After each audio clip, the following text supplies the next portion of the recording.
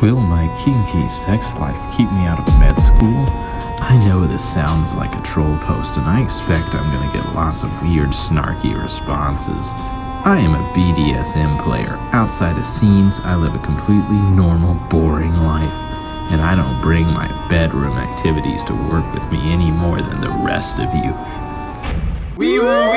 Stop what you're doing! Do you have any idea of why the American healthcare system is absolutely horrendous? No, it is not because you spend $900 billion to not die. No, it is not because Joe Biden is drinking baby blood or whatever. What a stupid son of a bitch. See, I pride this channel on being a commentary on how to be the best professional version of yourself, and also to say you can be whatever or anything you want to be. And I know you people. I know there's a lot of you that want to be a doctor, and you say to yourself, but doctors are the best. They are the brightest. How in the world could I be one of them? Brother, I can take you through the entire metamorphosis. And by the end of the video, you will know that our nation is doomed. What's wrong with you, bro? What the heck? You tripping, bro? You tripping? Healthcare workers, the people that we rely upon for our safety, are absolutely insane. In the cesspits of the internet, there are websites dedicated to all of the different fields that you're going to go into, from farmersonly.com to DeviantArt. These are the holy gatekeepers of the different professions. But listen, if you want to go into any of the healthcare fields, there is one website who decides who is worthy. Student Doctor. It's like Reddit, but everyone's 45 and divorced. Like some weird National Geographic documentary, we get to watch the different stages of pre-med to doctor to end of career life, all documented on these ancient texts at Student Doctor.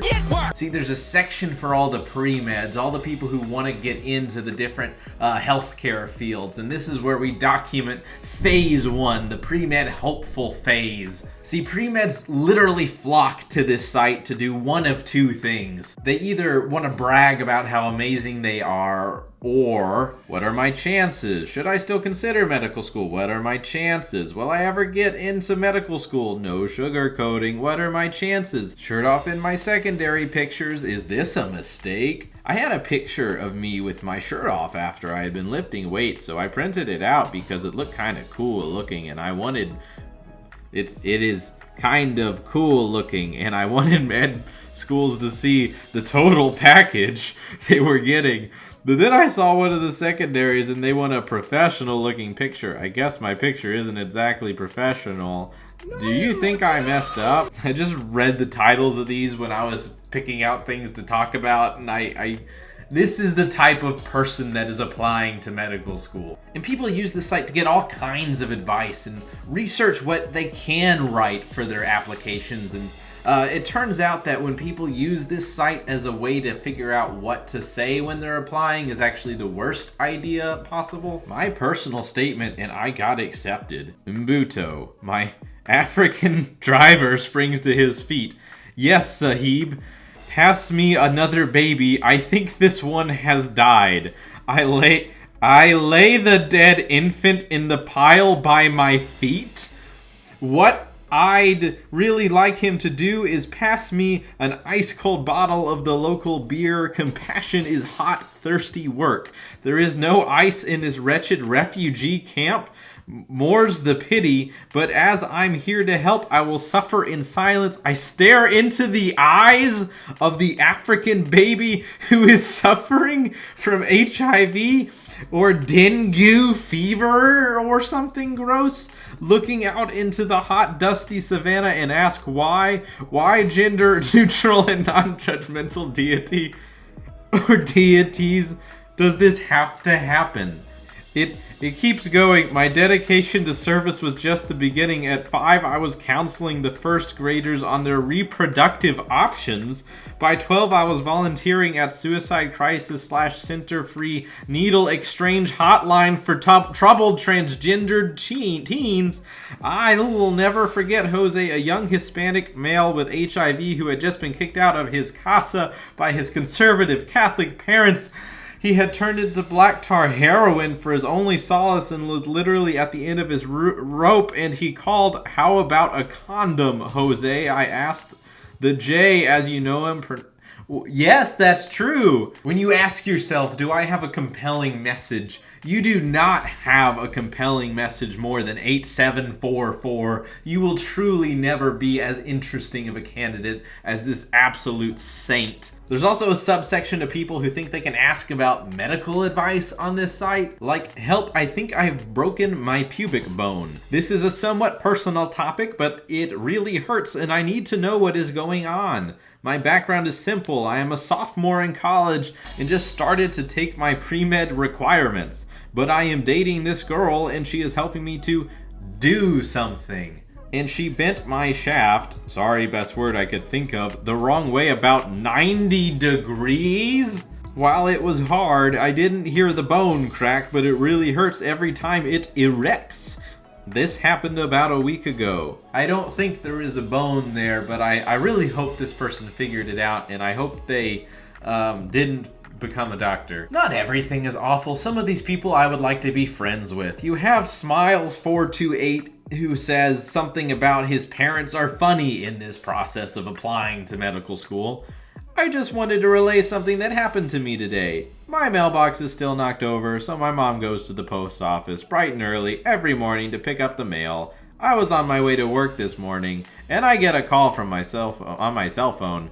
It was my mom. She had this excited tone in her voice, so here's the conversation. Ring, ring. Hello. Hi, there's a letter in here from Robert Wood Johnson Medical School. Cool. I want to open it. Please, can I open it? Sure, I guess. It's possibly just a fee form or something. Still want to open it. So she opens it, and it's just a fee form. Ha ha ha. Super relatable, but I'm glad that they have something to share their pains with fellow pre-meds. The real problem is that each section has this area where they talk about who gets in and who isn't while you're waiting on invites and people to get in and out of schools. And it's essentially just being that kid waiting to get picked on a dodgeball team, but you just watch other people get picked and nobody likes you. And it's like you combined all of the kids who aren't getting picked and put them in one space where they all just don't have fun together. So if you are in phase 1, stay away from the cesspit of depression. It's bad for your mental health, it's bad for your confidence, but phase 2, oh, dude. Phase 2 is just the complain about being a doctor phase. Med students all start kind of losing what it means to be a functioning human. Beep on my scrubs. Okay, please tell me if I'm the only one who has this issue. How to avoid peeing on your scrubs for guys. And a lot of these are just problems with either peeing on themselves or weird penis stories. I was just remembering an incident that still makes me laugh. Years ago, I was giving anesthesia for a guy having a herniatrophy under regional. I am filling out my chart and the nurse starts to prep the patient. After lifting his gown, I see the circulator turn beet red, speechless.